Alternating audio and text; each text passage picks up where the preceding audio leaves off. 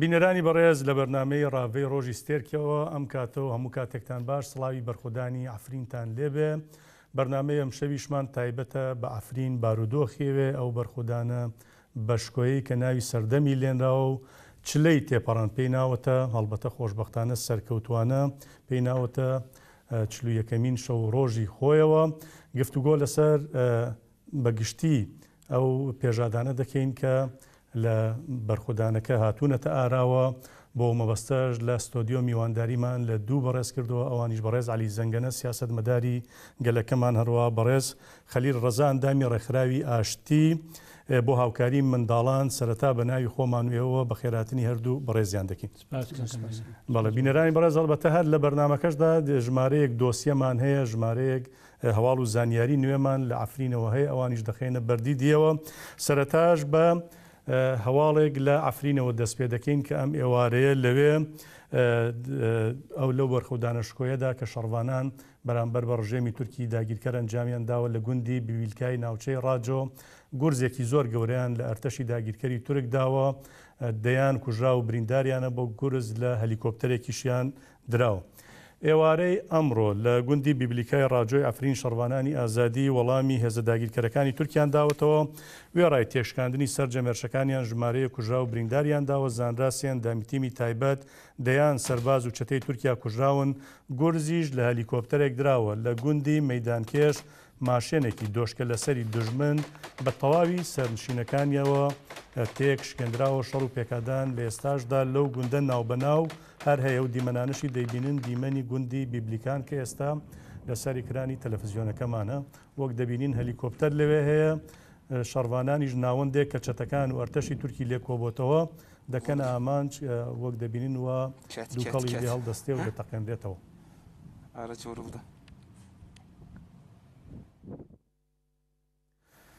بەڵێ ناوەندی ڕاگەاندن و چاپەمەنیە سەدە ژاماری 24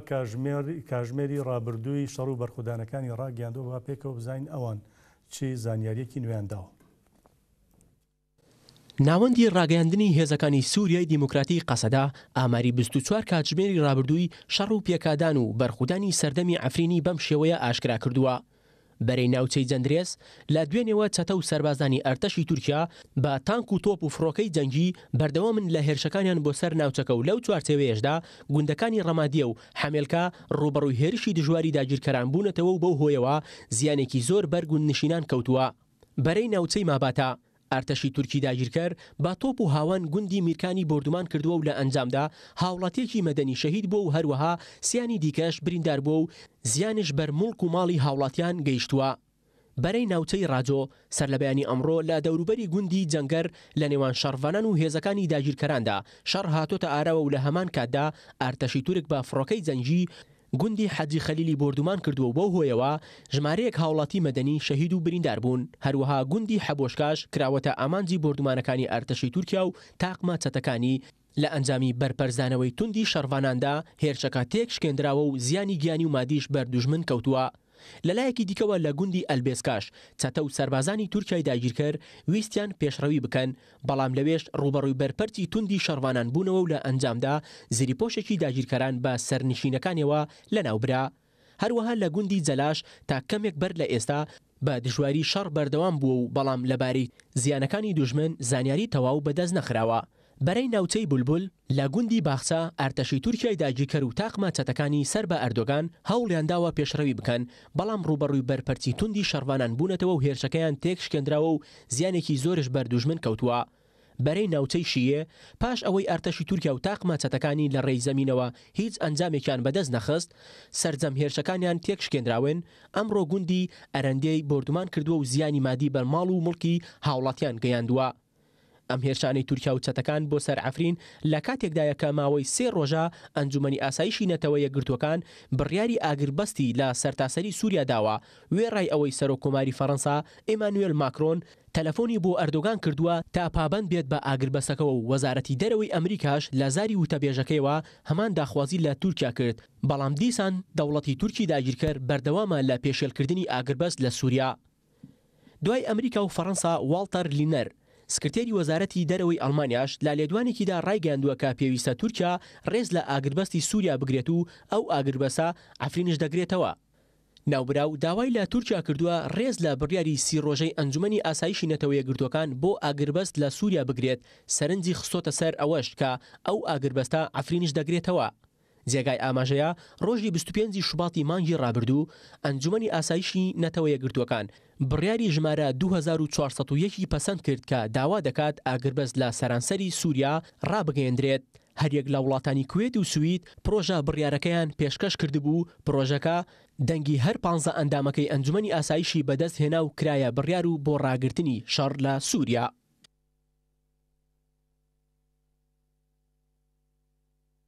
بەڵێ دێنەوە خزمەتی میوانانی بەڕێز علی زەنگەنە سیاسەتمەداری گەلەکەمان خەلیل ڕەزا ئەندامی ڕێکخراوی هاشتی بۆ منداڵان دووبارە بەخێر بێنەوە. کاک علی لە بەڕێستەوە دەست پێ دەکەم 41 ڕۆژ تێپەڕی وەکو لای خۆمان ئەڵێ چلەی ڕۆشت ئەو خەونانەی ئەردۆغان کە هەی بوو لە ماوەی 3 کاتژمێر و 3 ڕۆژدا عەفرین داگیرکراوە تا چلەشی بەسەردا تێپەڕی. دوایەوەی ئەرتەش وەڵام دەرەوە نەبوو، چەتەکان وەڵام دەرەوە نەبوو، تیمی تایبەتیان هێنا. تیمی تایبەت ئەمڕۆژ لە گوندی بیبلیکا لێیان داون لەوێ تەفروتونایان کردن. بەڕای بەڕێزت دۆخەکە بەم شێوازە بەردەوام بێت، تورکیا محکوم بە چییە؟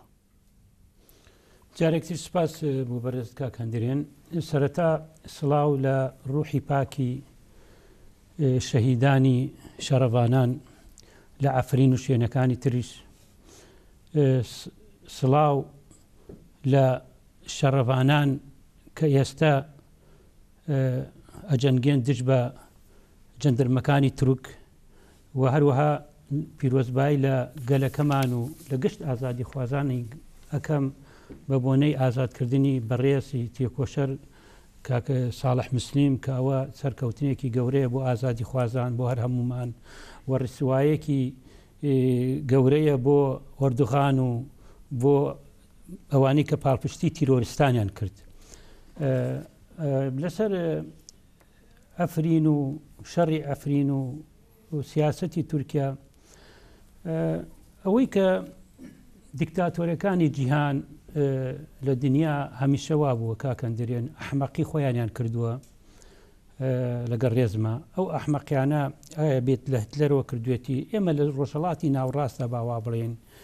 یعنی ئێستەیشە هەندێک وەکو بڵێ ئەسەدا ئەوە ڕژێمی ئێرانیە، ئەوە ئێستا کە مەثەڵەن تورکایە، ئەو قەدافیش کردی و سەدامیش کردی هەرێکێکیان بە شێوەیەک کە ئەوەی سەدام بینیمان مەثەڵەن ئەگەر نمونەیەنەوە بۆ ئەفرین مەبەستمان. سەدام ئەوەی بەدژ بە نەتەوەی کورد کردی لە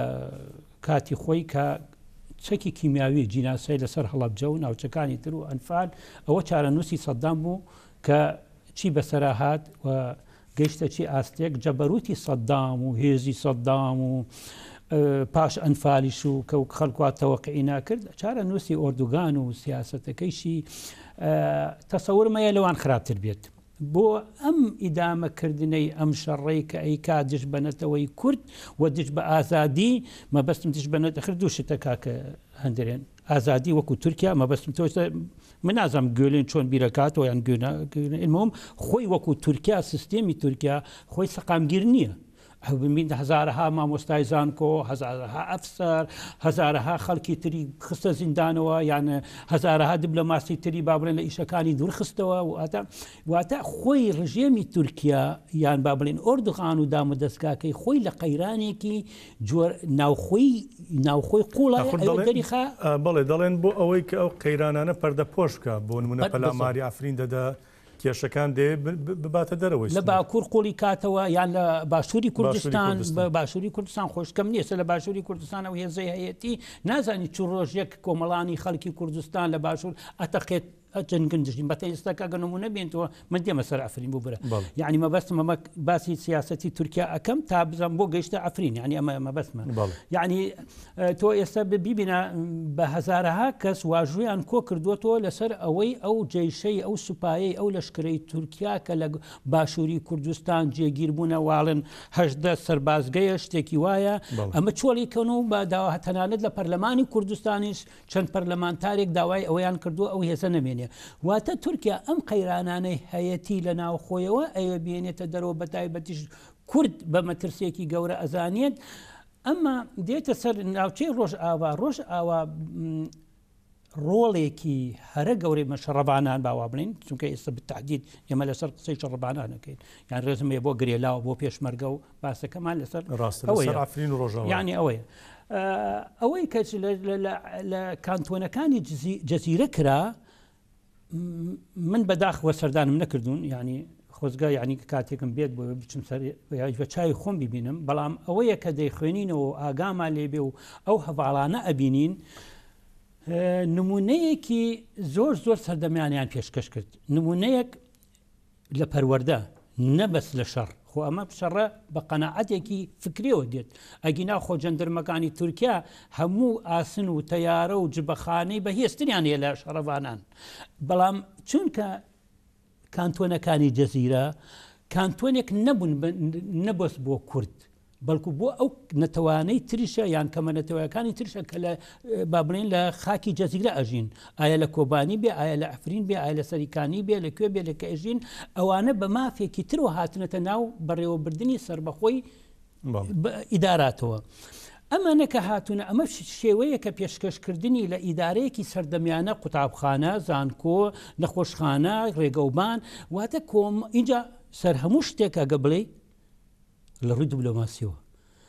ئەم سربەخۆی ینی سربەخۆی بەڕێوەبردنە تەنانەت گەیشتە وڵاتانی ئەوروپا وڵاتانی دەرەوە و تەنانەت نووسینگەیان کردوەوە لە چەند شوێنێک و تعاملێکی دیبلۆماسیان لەگەڵا ئەکرێت و بەشەکەی ترشی کە هاوپەیمانانی نێودەوڵەتی زۆر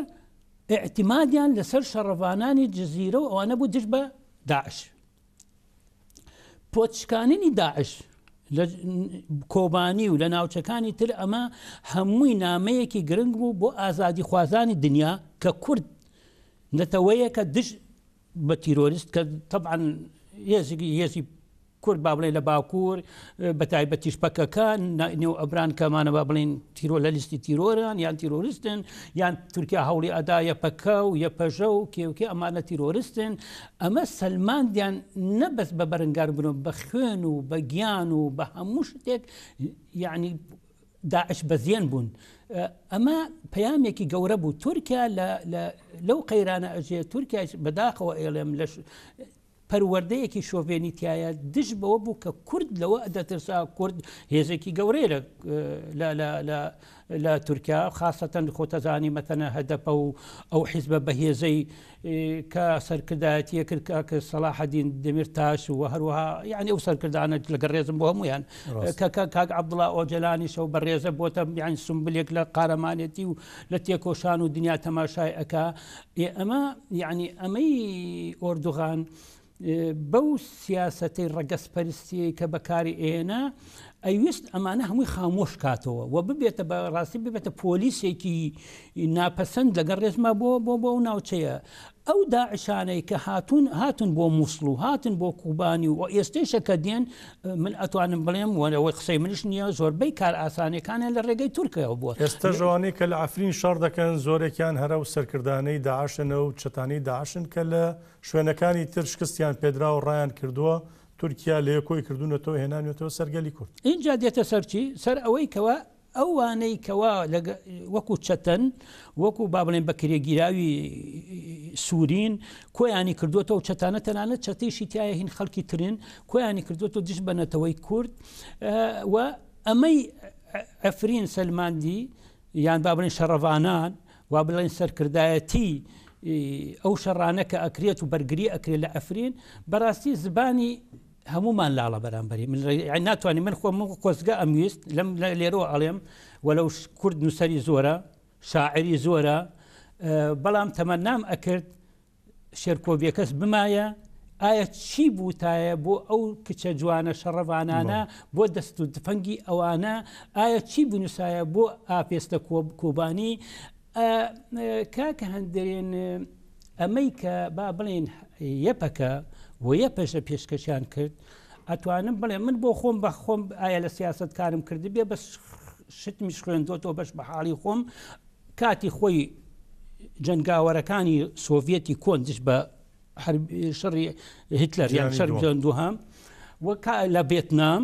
و لە کوبا لە فەڵەستین لەگەڵ ڕێزما بۆ جەزائیر و ئەمە هەمووی تێکۆشان بۆ ئینسانە بێت تەقدیری شۆڕشی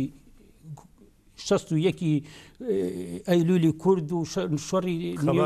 هەفتە گەلانی دیکە و هەمووی بەڵام ئەمەی کە یەپەکە پێشکەشی کرد بە تەقدیری من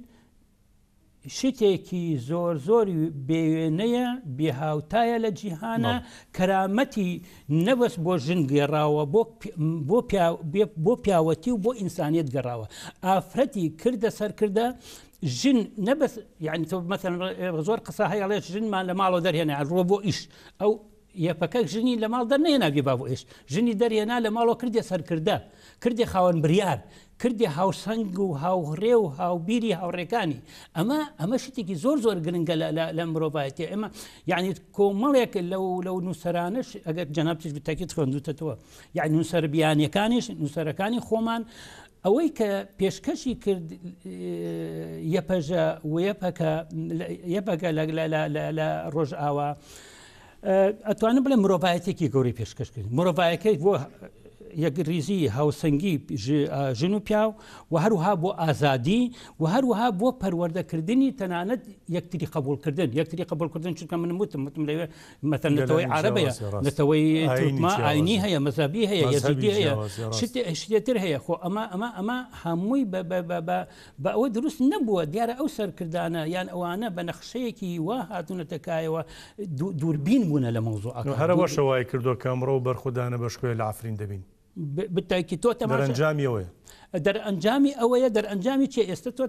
ئێمە مەتەلەن با بڵێ لە باشوور بێجگە لە شۆڕشەکەمان 27 ساڵە ئێمە دەسڵاتی خۆمانمانێ پەرلەمانمانێ لە باشووری کوردستان ئێستا زۆربەی کۆمەڵانی خەڵکی باشووری کوردستان چاوێن لە ئەفرین و ڕۆژاوایە زۆرینەی خەڵکی ڕۆژەڵاتی با بڵێن کوردستان زۆرینەی چاویان لە سەرکەوتنەکانی کوبانی و ئەفرین و جەزیرەیە و کە شتێکی ویان پێشکەش کرد و ئومێدبەخشە ئەگەر باوا بڵێن ئێستا مەتەڵەن ئێمە تووشی نەکسە زۆر بووینە ئایا نەکسەی 75 بێ ئایا نەکسەی با بڵێن دوێنێ پێرە 16 ئۆکتۆبەر لە کەرکووک و ناوچە دابڕاوەکان کە با بڵێن کە پاش ڕێفراندۆم و لە ئەنجامی ڕێفراندۆم و ئەو سیاسە هەڵەشانە و عینادی و سیاسەتی خۆبەزەزانی عەبادیش و ئەمە هەمووی هاتەکایەوە خەڵک لە سنووری بەتایبەتیش ناوچە دابڕاوەکانی باشوور بەتایبەتی و بێجگە لە تەمان کۆمەڵانی خەڵک لە باشووری کوردستان بەڵام شەڕی ئەفرین داکۆکی ئەفرین یعنی هەموو کوردی بژانەوە ئومێدێکی تری شکستانی دووچارمان بوون لەوێ لێرە تیماری کرد سارێژی کرد یعنی تەنانەت یعنی سەربەڵندیەکی کورد هەمیشە سەربەڵند بووە بەڵام سەربەڵندیەکی تری بۆ ئێمە پێشکەش کرد زۆر باش ئێمە واتە ئێمە لێرەوە ئەرکی ئێمەمانان هەموو کوردێک چیە پێویستێ زانین هەر هەمومان پشتگیری لەو شۆڕشە بکەین پشتگیری لەو هەریەکی بە شێوەیەک پشتگیری لێ بکرێت و ئەم تێپەڕاندێری چ ساڵ وەکو جەنابەت فەرمووت لە ڕۆیشت فەرمووت کە ئۆردوخان ویستێتی بە 3 سەعات ئەو ناوچانە با بڵێن کەنترۆڵ بکە ئەمە ڕاستیەکەی دەویژدانی هەموو کوردێکایە کە ئەم قارەمانانە ئەم مرۆڤانە بەم چەکە مام ناواندیەوە و بەم کچانەوە بەم وەسعینی قزقی ناکەمە لە قیمەتیرەکە یعنی چۆن توانی بەرامبەر ئەم هێزە زەبەڵاحەی جەندرمە و لەشکر و جبەخانەی تورکیا کە جەنابەت فەرمووت هێزێکی تایبەتشی هێناوە تەسەوور ناکەمە تورکیا شت نەبوو تاقی نەکاتەوە لە سنووری هێزی تایبەتیان ئەمەندامانی تیمی تایبەت دوایین ئەمە بێجگە لە تەیارەی بێجگە لە شێتی بێجگە لە اینجا دیبلۆماسیان تورکیا کاکان تورکیا مەتەلەن ئەگەر بێتەوە خۆمە شەڕی با بڵێن شەڕی سەر ئەرز شەڕی چەک مەدەمە شەڕی سەری فکری شەڕی فکری چییە تۆ مەتەڵی سەر دوێنێ پێرێ لە هۆڵندا لەم چەند ڕۆژە پەرلەمانی هۆڵندا بریارێکی دەرکرد کە بە ناسان بە جینۆسایدکردنی ئەرمەنەکان لە تورکیا ساڵی 1994 تا 1970 و ئەمە جینۆسایدە و تورکیا حکوم دەوڵەتی تورکیا پێویستە ئەترافی پێ بکە کە ئەمە جینۆساید بۆ و قەرەبووی ئەرمەنەکان بدرێتەوە ئەمەش دیبلۆماسیەن شتێکی بۆ تورکیا دێمە سەر کاک ساڵح موسلیم ئەگەر باش ئەگەر ئەوە پاشان هینکەی دەرفەتێکیش بم بە کاگ ڕەزا ئەویش بزانم سەبارەت بە ڕێکخراوەکەتانێ وەکو ڕێکخراوی ئاشتی بۆ منداڵان هاوکاری هەڵبەتە ئاشتی هاوکاری بۆ منداڵان کە ڕێکخراوێکی هۆڵەندیە چۆن دەڕوانم بارودۆخی ئافرین منداڵان لەوێ کۆمەڵکوش دەکرێن ئەمڕۆ ئاگربەست دەیە تورکیا پابند نابێ پێوەی ڕێگە نادا تەنانەت ئەو تیمانەی کە هاوکاری منداڵانیش دەکەن کە دەچنە ئەوێ هاوکاریەکانیان بگێنن هەڵوێستی ئێوە وەکو ڕێکخراوەکەتان وەکو هەم کوردێک وەکو ئەوانشی کە هۆڵندین لەگەڵ بەڕێستا کار دەکەن چییە؟ زۆر سپاس بەر لە هەموو شتێک دەمەوێت لێرە سپاسی ستێر تیڤی کەم و کاک هەندرین بۆ ئەم فرسەتێ بە ئێمەدا کە بتوانین نەختێک ڕووکەینەوە لەسەر ڕێکخراوەکەمان ئێمە ڕێکخراوی پاکسکندەر هەڵپن هۆڵندین بەڕاستی ئێمە لە پێشەکەی ئەڵێن بۆ هەموو مناڵێک لە هەموو شوێنێک لە ناو شەڕا دەتوانین مناڵ ناو شەڕ دەربێنیت بەس چۆن دەتوانیت شەڕ لە ناخی مناڵەکە دەربێنیت ئەوە مشکلێکی ئەساسیە بۆ ئێمە تابعاان ئێمە دەبێت سعی خۆمانکەین بتوانین ئەو مناڵ ناو ئەو شەڕ دەربێنین بە چۆن ئێمە بەڕاستی ئەمە چوارم کەڕێت ئێمە بڕێن بۆ باشووری کوردستان چوار کامیێمان بردووە ئێستاش مەسەلەی کامیێنی هاوکاریمان بردووە ئێستا مەسەلەی ئەفرین ئەبینە بەڕاستی ئێمە زۆر حەزەکەین ئەو منداڵانە کە لە ئەفرینن بتوانین هاوکاریان کەین بەس لێرە شتێک بەردەمان ئەگرێت کە تورکایە و لەو بەریشەو لە باشووری کوردستان کە پارتیە ئێمە ناتوانین شتەکان لە ڕێگەی ئەم ڕێگانەوە بگەینە ناو هاوکاری بگەین ئەوە بەڕاستی ئەرقەتی هاکەوە ئەجا ئێکمەش توانین بە هاوکاری خاجی سوورەوە ئەگەر بۆمان بکرێ ئەو شتانە بکەین زۆر سپاسیانەکەین بەتەمە هەیڤا سووری کوردستان مانگی سووری کوردستانی ژێ دەتوانن پێکەوە زۆر بکەن یان نوێنەرایەتیەکانی ڕۆژاوای کوردستان لە باشووری کوردستانەوانیش دەتوان لە ڕێگەی ئەوانیشەوە تەنسیقتان نەبێ ئێمە هەر لایەک بێ بتوانین ئەو هاوکارێنە بۆ ئەفرین بگەین بۆ ئێمە فەرق ناکە سوپاسی هەموو لایەنەکەین کە بتوان یارمەتی ئێمە بین بتوانین ئەو شتانە بۆ مناڵەکانی ئەفرین بگەین بەڵێ باشە ئێوە لە بواری منداڵاندا زیاتر چی دەکەن تەنها هاوکاری کۆ دەکەنەوە دەیبەن بۆیان یاخود پرۆژە و پرۆگرامی دیکەشتانەیە ئەوەی کە دەوترێ منداڵانی جەنگ زەدە یا و منداڵانەی کە لە ناو شەڕدان یا لە دوای شەڕیش مەرجنی هەر تەنها لە شەڕەکەدا چیتان هەیە بۆیان حقیقەتەن ئێستا ئێمە توانین بەسە منداڵە هاوکاریکەین بە چلوبەرگی منداڵان با بڵێن بە پێداویستەکانی مناڵان با بڵێن پێداویست لە مناڵ لە سفرەوە تاکو حەفە ساڵ ئەتوانین ئەو مناڵە کە پێویستی بە هەموو شتێک بێ ئەتوان یارمەتی ئەو مناڵ نەبین ئەوە هەدەفی ئێمە تاکو ئێستا بەس بۆ ئایندا ئێمە ناتوانین بڵێن بتوانین شتێک بۆ منداڵان بکەین بەڕاستی چونکە ئێمە ڕێکخراوەکەم ڕێکخراوێکی زۆر گەوران نییە ئێمە ڕێکخراوێکی بە تایبەتی کە ئێستا من خۆم دەستم پێکرۆ ڕێکخراوەکە لە ساڵی 1960 دروست کراوە بەس ئەمە 2 ساڵە ئەم ڕێکخراوە من خۆم دروستم کردو ئەم فەرعەبا بڵێن پێڵێن ڕێکخراوی بۆ مناڵی کوردستان سووریا و عێراق با بڵێن ینی بەجیا لەو ڕێکخراوی خۆتان لەقێکیشتان کردوەوە تایبەت کوردستان و عێراق و سووریا بەڵێ لە ڕێگەی ئەم لقەوە با بڵێن ئێمە توانین هاوکاری ئەم مناڵانەکەین بەڵێ باشە پەیامت بۆ ڕێکخراوەکانی تر چییە هەر ئەوانەی کە لەگەڵ خۆتاندا کارەکەن ئەوانەشی کە ئێستا لەوانەیە هەبێ گوێبیستی بەڕێزت بێ پێکەوە چی بکەن تا بتوان زیاتر هاوکاری ئەفرین بن ئێمە بەر لەمەش لەگەڵ ڕێکخراوی پەروین ئیشمان کردووە پێکەوە ڕێکخراوێکە چەند ساڵە لە کوردستان لە باشووری کوردستان خەریکە و ئەلبەتە خات و پەروین ڕێز و سڵاوی تایبەتمان هەیە بۆی زۆر ماندووە زۆر جێدەستی دیارە ستایشی کارەکانی دەکەین سوپاسی ماندووبوونی دەکەین نمونەی زۆر بێت بەڵێ بەڕاستی ئەو هاوکاری مەکرێمەش هاوکاری ئەو کوردن پێکەوە ئیشمان کردووە زۆر شتێکی جوان کە ئینسان بتوانە پێکەوە 2 ڕێکخراو بنیە 3 ڕێکخراو پێکەوە ئیشکەن بەس ئێمە هەدەفمان ئەوەی کە بتوانین ئەو مناڵان یارمەتیین لە کوردستان لە هەر شوێنێ بێ لە کوردستانی سووریا بێ لە کوردستانی تورکیا بێ لە کوردستانی عێراق بێ یاکو ئێران بێ هاوکاریشتان گەیاندووە پێشتر پێیان لە باشووری کوردستان بەڵێ ئەمە بێت چوارم کە بەس ئەم حەزەکەین ئەم کەڕەتە هاوکاریەکان بگەینە بە ئەفرین ینی هاوکاریەکانتان حازرن ئەوە باسیەوە ئێمە حازر هاوکاریەکەمان هاوکاریەکەتان حازرە بەس ئێمە ڕێگای لە شوێن ڕێگایەکەین ئێستا چۆن بدۆزینە مەسەڵەن ئەو ڕێگایە بگەینە ئەفرین من حەزەکەم لە ڕێگای ئەم تەلەڤیزیۆنەوە ئەو برادرانە خاچی سوور بێ یا هەر خاچی سوور هێنەرایەتی یا هیوادارین دەسەڵاتدارانی باشووری کوردستان ڕێگەی بڵێن و فەرم و وەرن خالید ڕەزا سمێلکا کراوەتەوە و بۆ منداڵانەکە کە نە پەیوەندی بە سیاسەتەوە هەیە نە چەکە نە تەقەمە نییە هیوادارین گوێبیستان ببن و بێن بەدەمتانەوە. باشە کاگالی باسی کاک ساڵح مسلمت کرد بەڵام لێدوانێکی کەجەکە هەیە با و لێدوانش گوێبیست بین پاشان دێمەوە خزمەتی بەڕێزت ئەو لە بوارە دیبلۆماسیەکە ویست باسی ئەوە بکەیت. بەڵێ بینەرانی بەڕێز هاوسەرۆکایەتی کۆنسەی بەڕێوەبەری کۆماجڤاکێن کوردستان کەجەکە ڕاگەندراوێکی داوە لەسەر و بارودۆخەی لە ئافرین هەیە با بزانین ئەوان چیان وتوە سەبارەت بەوە هەڵبەتە لێدوانێکی هەر کۆمیتەی کەجەکەژەیە کۆمیتەی دەرەوە ئەویش داوای بایکۆتی گەشتیاری و کەلوپەلی تورکی کردووە فەرمون با پێکەوە بینەر و بیسەرین. هاوسەرۆکاتی کۆنسەی بەڕێوەبەری کەجەکە ڕاگەیاندووە دەسەڵاتدارەتی فاشیستی ئاکەپە و مەهەپە هێرش دەکاتە سەرگەلی کورد و هێزە دیموکراتی خوازەکان هەر بەو ئەقڵەتێشەوە کە هێرش دەکاتە سەر ئافرین بە مەبەستی داگیرکردنی کوردستان ئەقلیەتی شۆڤێنی لە ناو کۆمەڵگای تورکیادا گەشت دەکات و لەو نێوەشدا مامۆستایانی ئاینی و هونەرمەندان پشتی دەگرن و دەینێرنە سەر سنوورەکانی ئافرین. کەجەکە ڕاشی گەیاندووە حکومەتی تورک دەیەوێت کوردان پاکتاو بکات و کوردستان بێ کورد بهێڵێتەوە تەنانەت نەک تەنیا لە باکووری کوردستان بەڵکو لە هەر شوێنێک کوردی لێبێت دوژمنایەتی دەکات ئەو حکوومەتە دوژمنی هەموو کووردە لە دۆخێکی واهادا گەنجی کورد نابێت بچنە سەربازی و چوون بۆ سەربازی بە واتای بەشداربوون لە داگیرکردنی ئەفریندایە و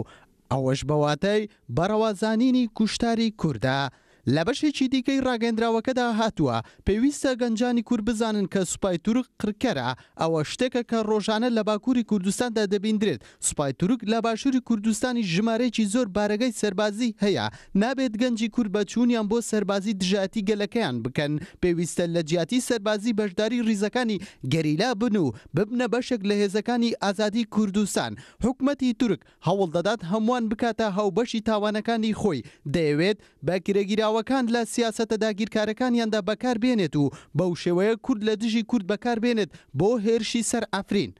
هاوسەرۆکاتی کۆنسەی بەڕێوەبەری کۆماجڤاکێن کوردستان لە کۆتاییدا بانگەوازیگەلی کورد و مرۆڤایەتی کرد کە پشتگیری بەرخۆدانی سەردەم بکەن و ئەوانەی ڕاستەوخۆ یان ناڕاستەوخۆ بەشدار بن لە هێرش بۆ سەر ئافریندا لە مێژوودا وەک تاوانبار دەناسرێن و هەرگیز مێژوو لێیان نابورێت بەڵام بە پشتگیریکردن لە ئافرین سەربەرز دەبن. ئەمە و کۆمیتەی پەیوەندەکانی دەرەوەی کەجەکە بانگەوازی بایکۆتکردنی گەشتیاری بۆ تورکیا و هەروە کڕینی کالا تورکیەکان دەکات کۆمیتەی پەیوەندەکانی دەرەوەی کەجەکە ڕاگەیان حکومەتی تورک ئەو پارەی بە فرۆشتنی کالاکانی بەگەلی کورد بەدەستی دێنێت لە دژیگەلی کورد بەکاری دێنێت چەکیان پێ دەکرێت و بەو چەکانە منداڵی کوردیان پێ دەکوژێت لەلایەکی دیکەوە نەوت و سەرچاوە سروشتەکانی باشووری کوردستان تاڵان دەکات و داهاتەکەی لە دژی کورد بەکاردێنێت ئەو چەکانەی لە سوور جزیر نسێبین شرناخ شەنگال کەرکوک و کۆبانێ بەکاری هێناون و ئەمڕۆژ لە ئەفرین گەلی کوردی پێ کۆمەڵکوش دەکات ئەگەر کۆمپانیا تورکیەکان بایکۆت بکرێن لە ئاستی نێودەوڵەتیدا دەنگ دەداتەوە و ئەوە ژوا دەکات کە کۆمپانیا جیهانەکانیش هاوکاریەکانیان لەگەڵ ئەو کۆمپانیانەدا بوەستێنن.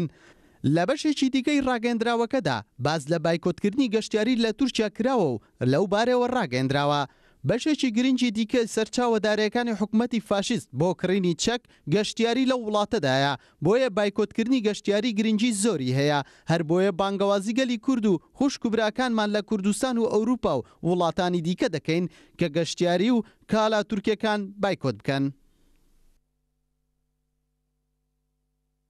کاگالی بە کورتیەگە لەسەرەوەی بەڕێ ساڵح مسلم شتێک بڵێت و لەسەرەوە لێدوانەش ینی چەندین پەیامی تیا بوو ئەم بایکۆتکردن ئەوەی ئەو کەلوپەلێ هەیە یا بەتاڵانبردنی سەرۆت و سامانی باشووری کوردستان زۆر گرنگە بۆ ئێمەکە ڕاوەستەی لەسەر بکەین. دەستان خۆش بێت کاکەن دەرێن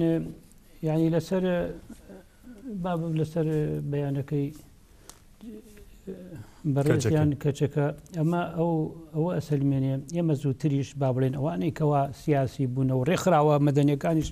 لە باشوور زووتریش ینی وە زۆر نووسەرەکان و لە ڕۆژنامەکانە لە میدیا و لە سۆسیال میدیا زۆر لەسەر ئەوە نووسراوە کە تورکیا ئەگەر بێت و بەسەربازیش باشووری کوردستان یان بەشێک لە باشووری کوردستانی داگیر نەکرد بێت لە ڕووی ئابووریەوە کوردستانی داگیر کردووە لە لایەکی تریشەوە ئەتوانم بڵێم بەشێک لە ڕووی فەرهەنگیشەوە بۆ لە فەرهەنگیشەوە تۆ تەماشاکە توانم بڵێم نازانم لە هەڵەبجە بەڵام لە سلێمانی چەند قوتابخانەیەکی تورکی هەبوو دەفەرموو لەگەڵ چەند قوتابخانەیەکی تورکیش هەبوو ئەو قوتابخانەیانە وانەی فەتحەڵڵا گولەنیەکان بەڵێ یعنی ئەمە خۆی لە خۆیەوە ئیش بۆ بە کولتوریکردنی ئەکا کە تۆش تەمهید ئەکا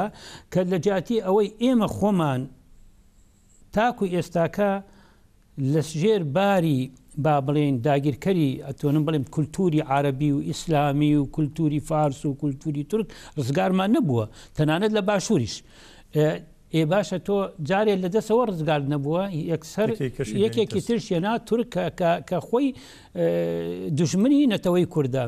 ئەمە لە ڕووی فەرهەنگیەوە کار و کردەوەیکیان کرد اینجا چیانە کرد ئەو قوتابیانە ئەیانیان برد بۆ گەشت و گوزار بۆ تورکیا هەتا چبودان تورکیا و بەو شێوەیە ئەی باشە بووە ئەی بەشەکەی تری لە ڕووی مسلسل و ئەم زنجیرە دۆبلە دراماکانی تەلەڤیزیۆنیەوە ماڵاندا ئەنشتن بە دیارەوە وایان لێ ئاهات خەڵک یعنی باوا بڵێن کۆمەڵی خەڵک زمانەی کۆن کوردیان نەئەزانی لە سلێمانیان شت بەڵام مەسری قسەیانە کرد ئەمەە تەماشای زنجیرە درامەکانی عەرەبیانە کرد بڵێ لەم دوایە خەڵکی وایە لێ هاتبوو بڵێ وشەی تورکی و اینجا ناوی تەنانەت ناوی مناڵ یان مەثەلەن لەگەڵ ڕێزمە معجبین و معجبات و ئەمانە و هەوایان لێ هاتبوو وەکو درامە تورکیەکان و ئەکتەرە تورکیەکان لاسای ئەویانە کردووە لە جلا لە ڕەنگە لە کۆمەڵی شتا ئەمە هەستی پێ نەکەین هەستی پێ بکەین ئەمە لایەکی ترە بە داگیرکردنی فەرهەنگی کاری لەسەرەکە ئابوووریەکەیشی تۆ یعنی ئێمە لەو 27 ساڵە لە باشووری کوردستان لە ڕووی ئابوووریەوە پایەکمان دروست نەکرد وەکو بڵێ برادران داوای ڕێفراندۆمیانە کرد لەسەر چی پایەکی ئابووری ئابوووریەکەی ئێمە یان ماستی ئێرانی بوو یان ماستی تورکی بوو یان ئەتر هەموو شتەکان غازەکانیشمان تورکیا دەیبرد بڵێ نەوت و غازەکەشمان نەوتەکەمانیانە بردەوە کە هەمووشی نەیش خۆمان لە هەمووی سیرتر پەرلەمانی باشووری کوردستان ئەوان نەیانەزانی وەزیرەکان نەیانەزانی و تاکو ئێسش ناڵن هەرێرە بردی و هێناوی و نازانین چەنە و دوێنێ عەبادی دوێنێ لێدوانی داوتی تا ئێستا من نازانم ئەم نەوتە لەکوێ فرۆشرێ بە کێ فرۆشرێ بە کێترێتەوە تەنانەت عێراقیش نازانێت بەس ئاشتی هەورامی بووە قاموسی ئەم مەوزوعە لەگەڵ چەند کەسێکە لەگەڵ ئەوان نەزانن پێکەوە بنەماڵانە مەبەستم ئەوانەی فعل ئێمە ئەم قسانە کە ئەکرێت ئەمڕۆ گەچەکە باسیەکە ئێمە زووتر زۆرمان نووسی زۆرمان وت تەنانەت تۆ لە بیناکانە ئەو بینایان لە سلێمانی ئەکریان لە هەولێر لە شوێنەکانی تر هەمووی یعنی فۆرمی تورکیە کارمەندەکانی یعنی بۆ دەواازەی شاری هەڵەبجەش دەیانویست شێوازێک لە ئاڵای تورکیا بەسەر بسەپێن کاناڵیشمانەیە لۆگۆکەی وەکو ئاڵای تورکیە بزەبجا ئەمە مەتەلەن بەشێکە لەوەی کەوا من پشگیری بۆ گەچەکە ئەەکەم کەوان بالفعل دروستە و ئایا ئێمەش داوا ئەەکەین هیوادارم با بڵێن بازرگانەکانی باشووری کوردستان و ڕێکخراوەکانی باشووری کوردستان هەڵبسن بە ئەم کارە تا نەختێک با بڵێن پاڵپشتیوێ بۆ ئەفرین بەڵام دێمە سەر ئەوەی کەوا بەڵام ئەگە بە کورتیەوەی بە کاتەکەمان بەش بکە بەسەرچاو ئەوەی ساڵام مسلیم ئەوەی کە بڵێ مەسەلەی ئازادکردنی کاک ساڵح مسلیم تێکۆشەرەی گەلەکەمان من بە ئەوەی زان سەرکەوتنێکی مەزن بوو بۆ ئێمەمانان وەکو کورد و ئەوە ڕسوابوونێکی گەورە بوو بۆ دەوڵەتی تورکیا لە ڕووی دیبلۆماسی و تورکیا بەرەبەر لە گێژاوەیە کەچێت تەماشاکە مەتەنسە وڵاتەیە گردوەکان بریارێکیان دەرکرد کە شەڕابوەستێت با بڵێن ئەوڵێ من ئیلتزامی پێوە ناکەم لە کێشەی هەیە لەگەڵ هۆڵەندا لەسەر کێشەی عینەچێت دیبلۆماسی و کێشەی هەیە لە باشووری کوردستان لە ڕووی دیبلۆماسی و ئەمانی با بڵێن ئایا قونسڵگەری تورکیا سبینێکی بەسەرا دێت بەرەوکی ئەڕوا لە ئەڵمانیا لە کێواتە تورکیا بەرەو قەیرانێکی زۆر زۆر قوڵ ئەڕوا و من بە ئومێدم ئێمە بەرەو سەرکەوتن ئەڕۆین و من ئەلێرەوە مەسەلەی کاک ساڵح مسلیم مەسەلەکە وەکو کەسایەتیەکە بەڵێ هەر ئەو نییە مەسەلەکە ئازادیە بەرجەستە بوو لە کاک ساڵح مسلیم بەرجەستە بوو ئەو مەوزوعە ئەوە ئەگەر ئەفرین ئێمە بە عسکەری بە سەربازی شەڕەبانان سەرکەوتن بەدەست بێنین لە ڕوویەکی دیبلۆماسیەوە هیچی لە ئەفرین کەمتر نییە کە تورکیا و میتی تورکی و مخابراتی تورکی چیان کرد بۆ ئەوەی کەوا کاک ساڵح مسلیم چۆن زیندانی بکرێت و ئەو کۆت و زنجیرەی کاک ساڵح مسلیمە هەموو سەروەریە بۆ نەتەوەکەی ئێمە و ئازادکردنی سەروەریە بۆ جارێکی ترش پیرۆزبای لە نەتەوەکەمانەکەم. باشە من دێمەوە لات بەڵام ئەم راپۆرتە زۆر پەیوەندی بە بەڕێستانەوە هەیە کاک جەبارەمین پەرلەمانتاری سوید لە ئەفرینە لەوێت پەیامێکی داوە هاوکات راپۆرتمان هەر لە ناو راپۆرتەکە باز لە شەیدبوونی منداڵان و ژنان دەکا وێرانکردنی خوێندنگاکان خوێندکاران چۆن دەکوژێن با پێکەوە بینەر و بیسەری ئەم راپۆرتەش بین. دووشەمەی ڕابردوو جەبار ئەمین سەردانی ڕۆژاوای کوردستانی کورد و شەوی ڕابردووش لە ئەفرینەوە پامێکی بڵاو کردەوە. جەبار ئەمین کە لەسەر لیستی پارتی ژینگەی سوید ئەندامی پەرلەمانی ئەو وڵاتەیە لە سەردانەکەیدا بۆ ڕۆژاوە لەگەڵ نەسرین عەبدوڵڵا و تەبێژی یەپەژە و عەبدولکەریم عومەر بەرپرسی دەستەی کاروباری دەرەوەی هەرێمی جەزیرە کۆبووەتەوە و سەردانی چەندین ناوەند و شوێنی جیاجای کردووە. جەبار ئەمین دەڵێت ئێوارەی سێشەممە گەیشتمە ئەفرینێک کە لە باکوور و ڕۆژئەوەی هەرێمەکەەوە لەژێر هێرشی لەشکرکێشی تورکیای فاشیستە و لە باشوور و ڕۆژهەڵاتەوە لەژێر هێرشی چەتە ئیسلامەکانی سەر بە ئەردۆغانە. هەروە ئەو دەڵێت لە ئەفرین لە مەزاری شەیدان و مەزاری ئاڤێستە خاپورەوە دەستم بە سەردانەکەم کرد تەنها لەم مانگەدا نزیکەی 200 تا 300 شەهید بۆ ئەو مەزارەی ئەفرین بردراوە کە من سەردانم کردووە لەوانەش زیاتر لە 190 کەسیان سڤیل بوون و بوونەتە قوربانی هێرشی درندانە و ناڕەوای تورکیا واتە هاوڵاتیانی مەدەنی دەکرێتە ئامانج. لە کۆتاییدا جەبار ئەمین دەڵێت لەگەڵ گشت ئەو نەهامەتیانەشدا دیم چەند ورەی خەڵکی ئەفرین بەرزە بۆ بەرگریکردن لە شار و خاکەکەیان هەر بژی بەرخۆدانی خەڵکی ئەفرین. لەلایەکی دیکەوە ڕاگەندرا کە لە ئەفرین دەیان خوێندنگە بەهۆی هێرشەکانی تورکیاوە وێران بوون و ژمارەیە خوێندکاریش بەهۆی ئەو هێرشانەوە شەید و بریندار بوون. لەو بارەوە ناوەندی لێکۆڵینەوەی استراتیژی ڕۆژئاوا ڕاگەیاند بەهۆی هێرشەکانەوە هەتا ئێستا نزیکەی 50,000 خوێندکار لە پرۆسەی خوێندن بێبەش بوون و ئاشکرای کرد هەرێمی ئەفرین خاوەنی 318 خوێندنگەیە و هەتا ئێستا 31 خوێندنگەیان بەهۆی هێرشی و بردومانەکانەوە وێران کراون. ناوەندەکە بردومانکردنی 28 گوندی بە دیڵکۆمێت کردووە و ڕاشگەاندووە هەتا ئێستا 13 خوێندکار گیانیان لەدەستدا و دەیانی دیکەش بریندار بوون. ئەمە بەپێی ئاماری کۆمیتەی پەروەردەی جڤاکی. سوپای تورکیا بە فڕۆکە و تۆپخانە لە 48 ناوەندی خوێندنی داوە لە نێو ئەو خوێندنگانەدا ئەو خوێندنگانەشی تێدایە کە بە یارمەتی ڕێکخرا یونیسف لە هەرێمی ڕاجۆ دروست کراون بە پێی ناوەندی لێکۆڵینەوەی استراتیژی ڕۆژئاوا ئەو خوێندنگانەی کە لە هەرێمەکە لەلایەن سوپای تورکیا و چەتەکانیەوە هێرشیان کراوەتە سەر بەم شێوەیان هەرێمی ڕاجۆ 10 خوێندنگا هەرێمی شەرا 3 خوێندنگا هەرێمی بلبلێ 11 خوێندنگا هەرێمی جندرێز 5 خوێندنگا.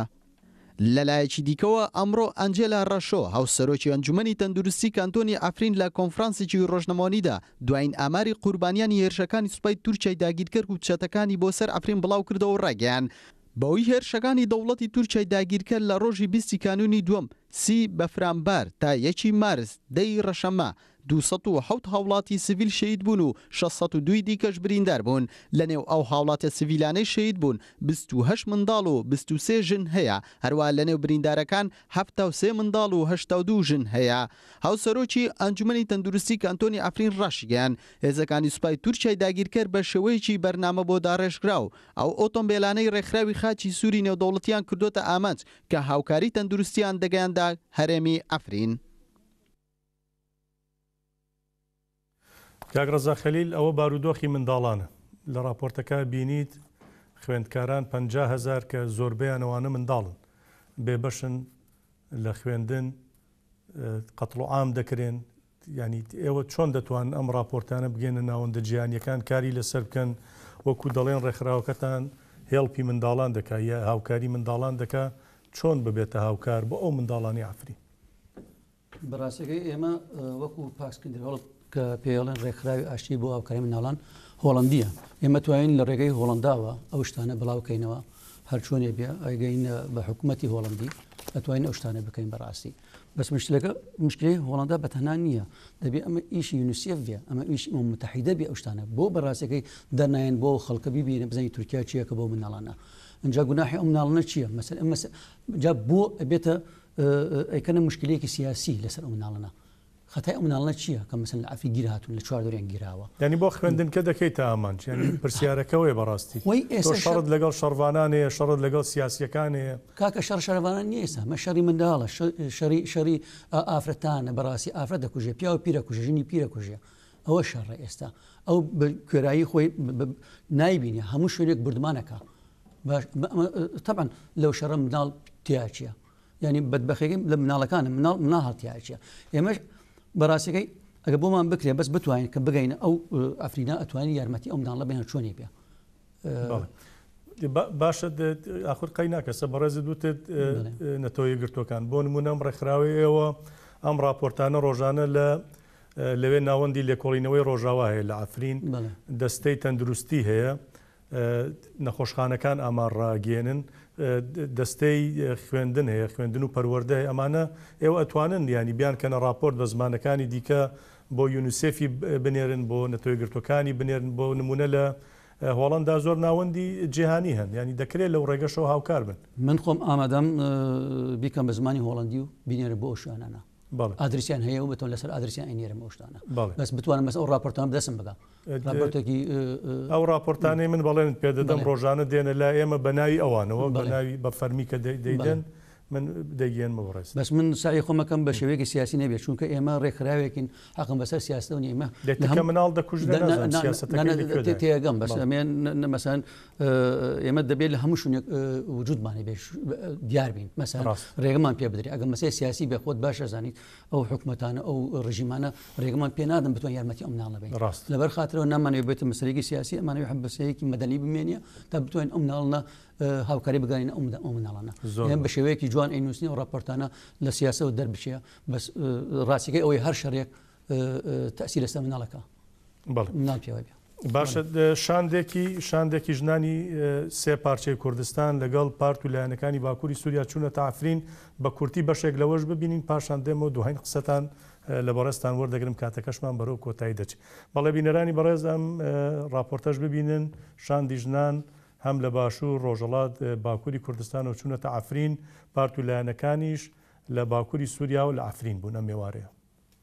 سەریدا لەسەر ناوێ گشتی هەرێما ئەفرینێ و گەلێوەی بەرخۆدێر و بەرخۆدانیە سەردەمێ بە هەردوو شاندایمەی یەک و ئەف ڕۆژانە برێداتێن شاندای ژنên کوردستانی ji her sê parçeyê Kurdistanê her çar parçeyê Kurdistanê jinên ji hemû partiyên siyasî û rêxirawên siyasî em dibêjin di eynî demê da ji bo şandeya partiyên siyasî yê ku îro berê xwe dane warê berxwedanê warê lehengiyê warê ku tê da avestan شین دبن و برخوا ددن ام دبن بخیر و خوشی هاتنه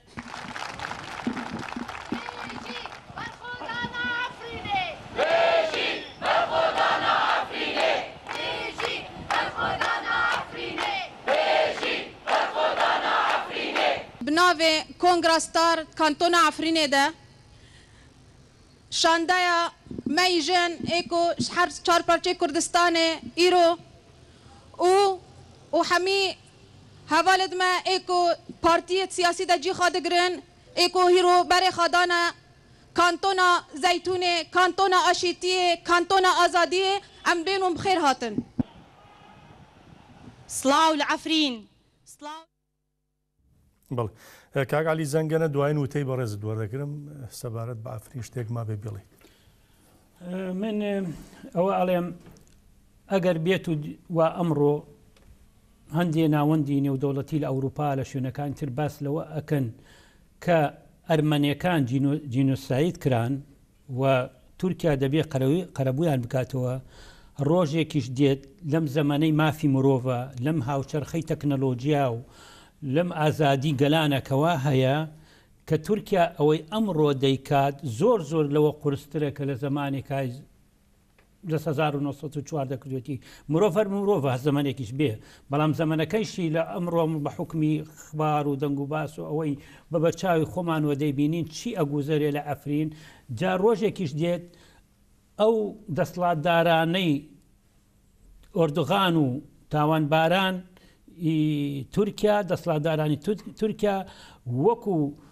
میلۆسەفیچ و ئەوانەی ترە دەدرێنە دادگا و تاوانبارانی جەنگ ئەبێن و کۆمەڵانی خەڵکی ئەفرینیش و شەیدەکانیان و خەڵکیانە بێ قەرەبوو بکرێنێتەوە داوایش لەوە ئەەکەم ئێمەمانان و هەمومان هەر یەکێکمان بە شێوەیەک پشگیری لە تێکۆشان و قوربانیدانی ڕۆژئاوا بگرین و سەری ڕێز و نوازیش دانوێنم بۆ هاوڕێکانی ئابێستە کوبانی و هەمیشە سەروەر بن و سپاس دەکەم کاک خەلی ڕەزا دوا وتەی بەڕێزت کاکە هیوادارم ئاشتی بگاتە منتەقانە هەمووی ئەو منداڵم بتوانن بە ئاشتی بژین بەڕاستی لە ناو ئەو شەڕە دەربێن ناو ئەو ئاگرا و لێرەش سوپاس ئەو ڕێکخراوە ئەکەم کە یارمەتی ئێمەیانە لەگەڵ ئێمە ئیشیان کردو شتانە هاوکاریان کرد وەکو ڕێکخراوی هەرەفی هۆڵندی پێڵێن ئومیدی هۆپی سوئیدی پێڵێن ڕێکخراوی پەروین و ڕێکخراوی تر و سوپاسی تەلەڤیزیۆنی ئێوەشەکەم لەگەڵ جەنابتە و بتوانین ئەم هاوکاریانە بگەینە ئەفرین هەر چۆنیە بێ باشە بەڕێز خەلی ڕەزا ئەندامی ڕێکخراوی ئاشتی بۆ هاوکاری منداڵان زۆر زۆر سپاست دەکەین کاگالی زەنگەنە سیاسەتمەداری گەلەکەمان زۆر زۆر سپاس بۆ بەڕێزیشت سپاس بۆی کە لێرە هاتن و شرۆڤەتان کرد لەگەڵماندا بەشدار بوو سپاس بۆ بەڕێستان بینەرانی بەڕێز زۆر سپاسی ئەوەش دەکەین تا ئەم ساتە لەگەڵماندا بوون تا بە یەکەشتنوێکی دیکەر شاد و بەختەوەر بن ئافرین سەر دەکەوێت شەوتان شاد